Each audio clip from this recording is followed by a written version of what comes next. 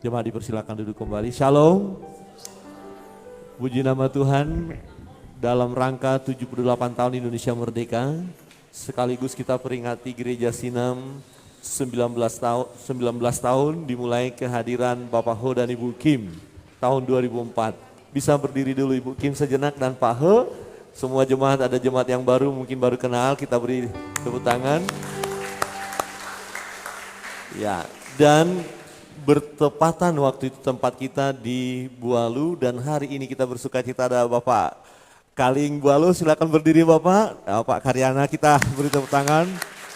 Beliau senang waktu ketemu kita berkata ini mau jadi keluarga kita dan memang saya katakan kita keluarga. Dan dari sejarahnya dari Bualu, kemudian Pak Ho berjumpa dengan Bapak Pendeta Tony Sitorus dan Ibu. Itulah cikal bakal Sinam. Saya undang bagi berdiri keluarga. Iya, kita beri tepuk tangan. Ya, jadi ini perintis. Silakan duduk kembali. Dan kemudian ada Bapak Simon Menda yang bersama dengan kita. Silakan bagi berdiri. Teman perintis gereja ini bisa berdiri. Oke, ada yang belum kenal. Makasih Bapak. Nah, yang lain sudah kenal ada Bapak Peter sekeluarga. Kemudian ada Ibu Moni sekeluarga, ya hadir di sini ya. Pak Sony sekeluarga, bisa berdiri Pak Sony. Ini mungkin ada yang baru kenal ya. Ya. Nah, teman baik dari Bapak Karyana, waktu kita membangun gereja ini beberapa tahun yang lalu Bapak Karyana ambil bagian di dalamnya. Saya belum ketemu dengan beliau tapi luar biasa. Beliau melalui Pak Sony mendukung kita. Dan Bapak Agung Chow kemarin datang ke sini dan kita tahu plafon ini ada, ya persembahan beliau luar biasa sebagai keluarga dikatakan untuk rumah Tuhan. Semua yang plafon. Jadi saya undang beliau juga hadir tetapi mungkin ada halangan. Ya, dan Bapak Karyana mewakili karena teman baik ya, teman baik. Dan waktu kita ke Puri, beliau berkata kita jadi keluarga. Dan sungguh luar biasa. Kita bersama-sama, kita ada oleh karena kemurahan Tuhan, amin.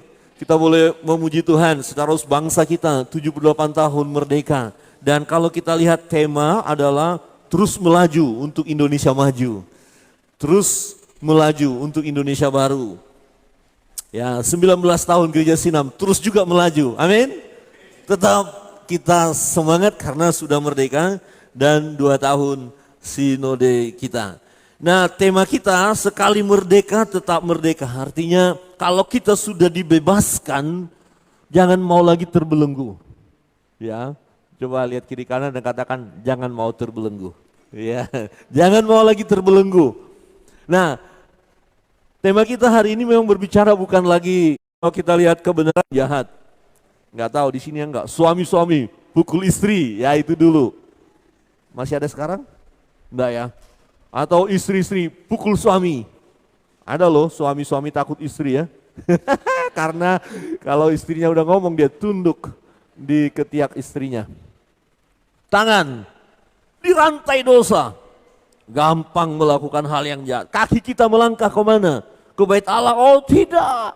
Ke tempat-tempat yang tidak benar. Yang tidak menyenangkan hati Tuhan.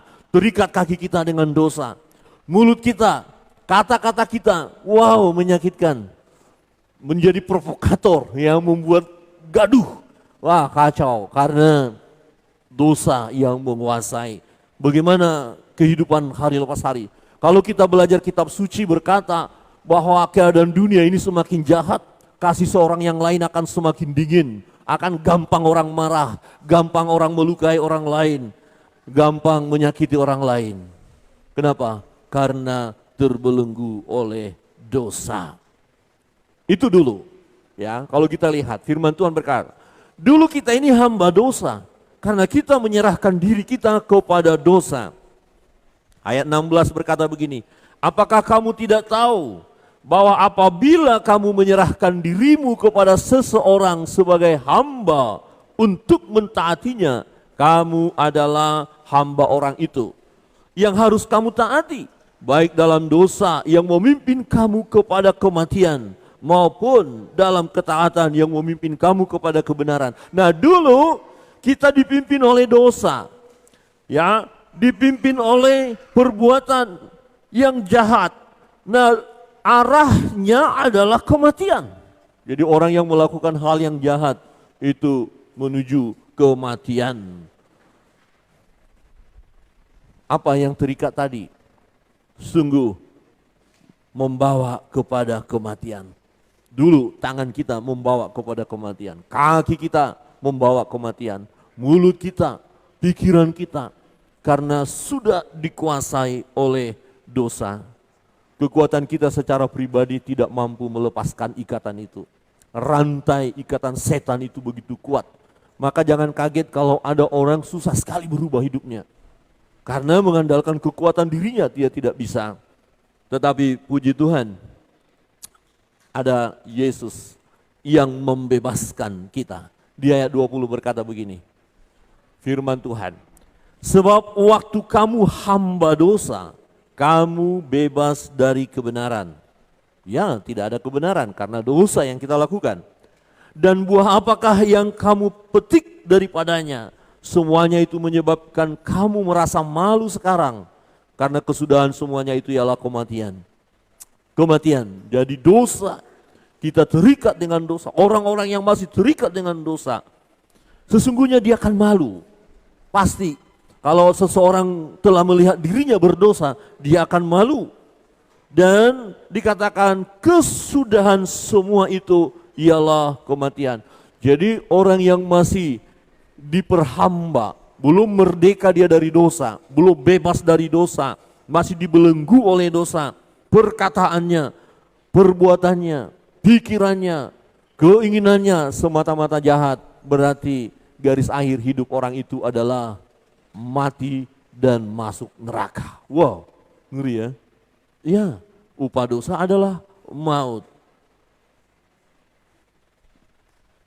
Layaklah kita mengucap syukur jika kita sudah mengalami kemerdekaan itu. Termasuk kemerdekaan dari dosa, amin. Coba lihat kiri kanan dan katakan, merdeka dari dosa. Merdeka dari dosa, artinya nggak mau dong kita mau melakukan dosa. Ada orang bilang, ayo nyolong yuk, yuk mencuri yuk. Enggak, saya sudah merdeka. Ayo menganiaya orang itu, ayo, oh enggak. Itu dosa, saya nggak mau. Ayo mencuri, oh enggak, saya nggak mau.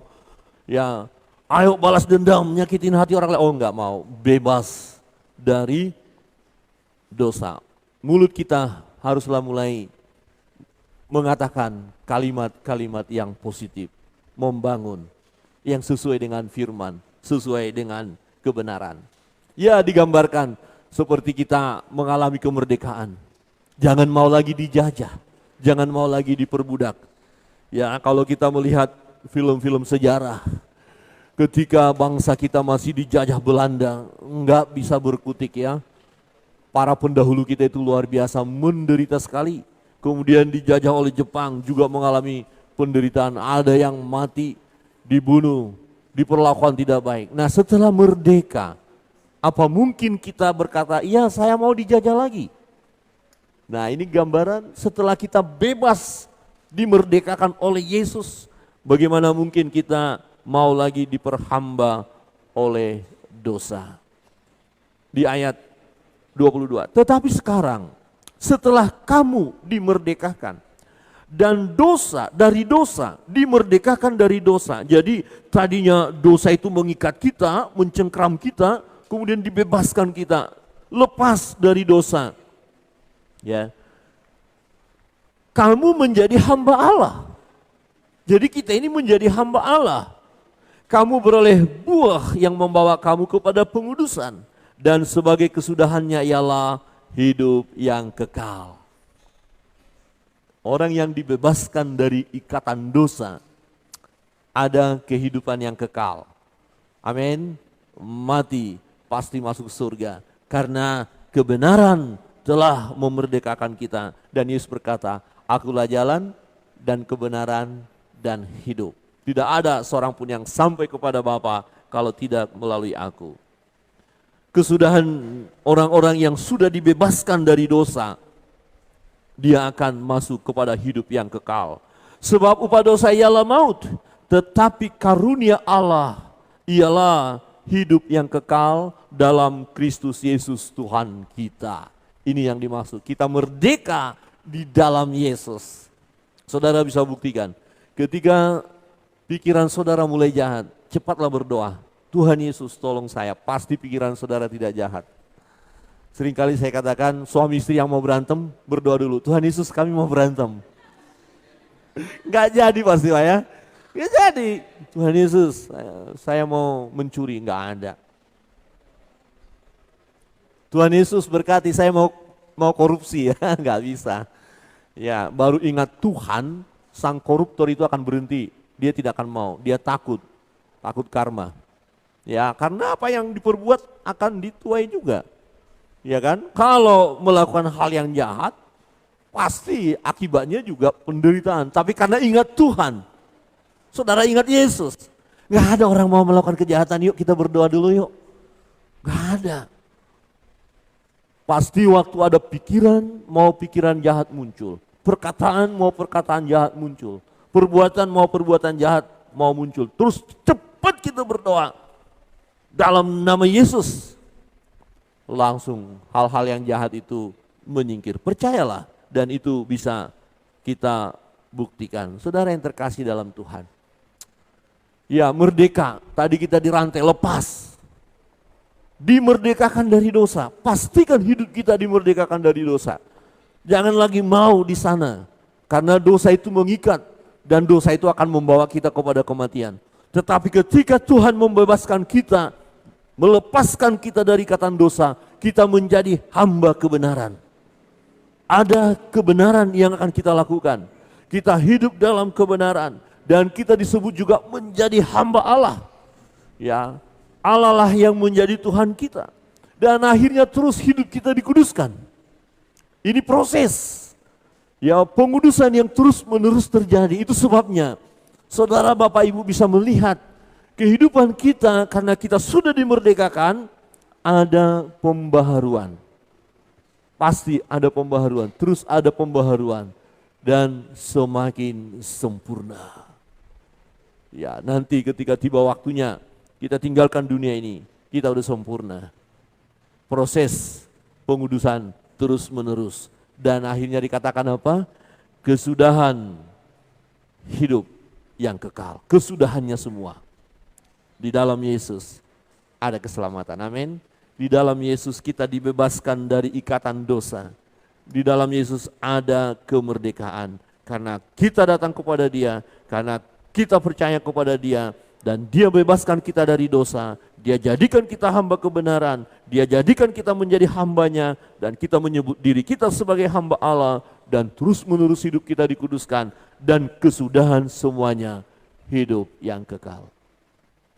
Bapak Ibu, saudara yang terkasih dalam Tuhan, jika kita sudah merdeka, bagaimana mungkin kita mau diperhamba lagi? Aneh kalau ada orang berkata, jajah dong saya. Halo bangsa Belanda, jajah bangsa kami. Aneh itu. Halo bangsa Jepang, jajah lagi bangsa kami. Aneh, pasti tidak akan mau. Orang yang sudah menikmati kemerdekaan tidak akan mau lagi dijajah. Itu sebabnya tema bagi bangsa kita adalah jangan lagi kita mau dijajah, tapi terus maju, Indonesia jaya, maju terus.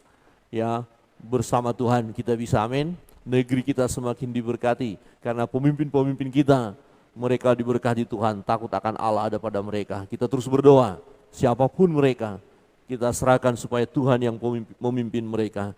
Dan kita bersyukur untuk gereja kita, di mana kita bisa terus bersama-sama mengembangkan pelayanan kita. Dan dalam hidup kita hari lepas hari, marilah kita menyerahkan anggota-anggota tubuh kita menjadi hamba kebenaran yang membawa kita kepada pengudusan. Saudara kita bangkit berdiri.